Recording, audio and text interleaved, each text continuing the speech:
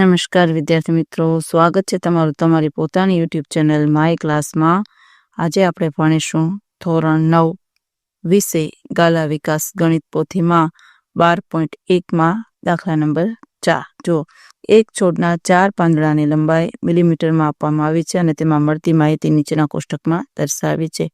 આ ચોથો આલેખ આપણે વિદ્યાર્થી મિત્રો દોરીશું. જો રકમ આપેલી છે, લંબાઈ મિલીમીટરમાં અને પાંદડાની સંખ્યા 118 થી 126,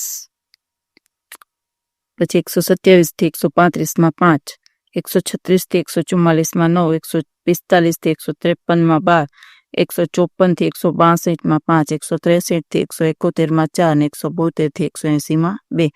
હવે લંબાઈ મિલીમીટરમાં પાંદડાની સંખ્યા 3, 5, 9, 12, 5, 4 અને 2.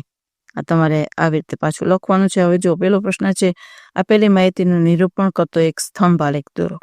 પછી બીજું છે, શું અન્ય રીતે આ માહિતીની આલેખાત્મક રજૂઆત થઈ શકે? ત્રીજું, 153 મિલીમીટર લંબાઈના પાંદડાની સંખ્યા સૌથી વધુ છે, તો શું આ તારણ સાચું છે કે કેમ? ચાલો વિદ્યાર્થી મિત્રો, હવે જો આલેખ દોરીશું આપણે. જો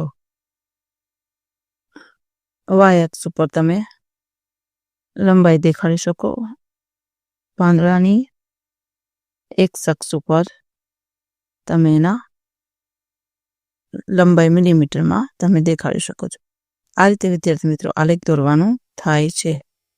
એક્સ અને વાય અક્ષ ઉપર જે માહિતી આપેલી છે એ તમે આ રીતે જોઈને લખી શકો છો. જો વિદ્યાર્થી મિત્રો આ રીતે આલેખ દોરવાનો છે. હવે બીજા પ્રશ્નનો જવાબ છે, હા, બહુકોણની રીતે પણ આલેખ દોરી શકાય. અને ત્રીજું છે, ના, પાંદડાની લંબાઈ નથી, તે પાંદડાની સંખ્યા છે.